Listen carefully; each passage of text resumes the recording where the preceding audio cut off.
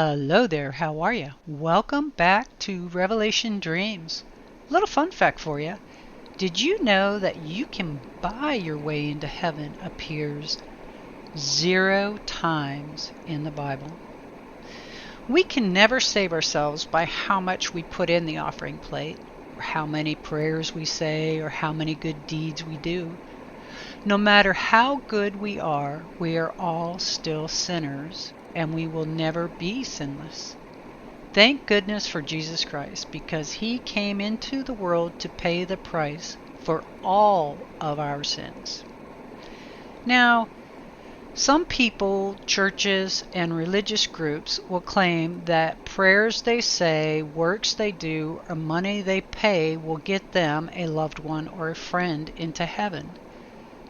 But if you believe in the covenant Jesus made with us in the New Testament, then you will see that the false doctrine of, and I'm doing air quotes here, you can work or pay your way into heaven is just that, a false doctrine. Now John 14:6, Jesus saith unto him, I am the way, the truth, and the life. No man cometh unto the Father but by me. This is not to say that when we face God we won't be judged by our works on earth. A couple examples of this are in 2 Corinthians 5:10 and Revelations 20:12.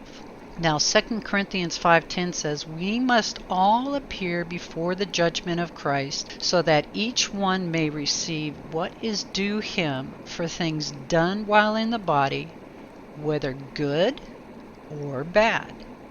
And Revelations 20:12 says, and I saw the dead, small and great, stand before God.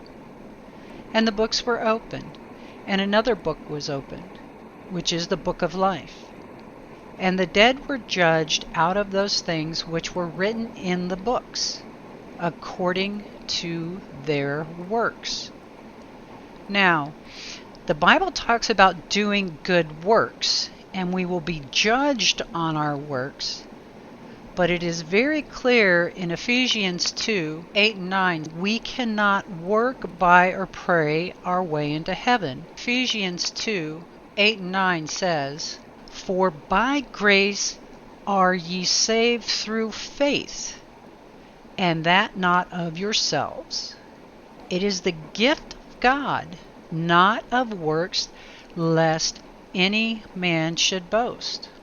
I kind of think that Matthew 12:41 through 44 describes Jesus' position on this the best. And Jesus sat over against the treasury and beheld how the people cast money into the treasury, and many that were rich cast in much. And there came a certain poor widow, and she threw in 2 mites, which make up a farthing. And he called unto him his disciples, and said unto them, verily I say unto you, that this poor widow hath cast more in, than all they which have cast into the treasury. For all they did cast in of their abundance, but she of her want did cast in all that she had, even all her living. 1 Corinthians 4:5 reminds us, therefore, do not go on passing judgment before the time, but wait until the Lord comes, who will both bring to light the things hidden in the darkness, and disclose the motives of men's hearts. And then each man's praise will come to him from God.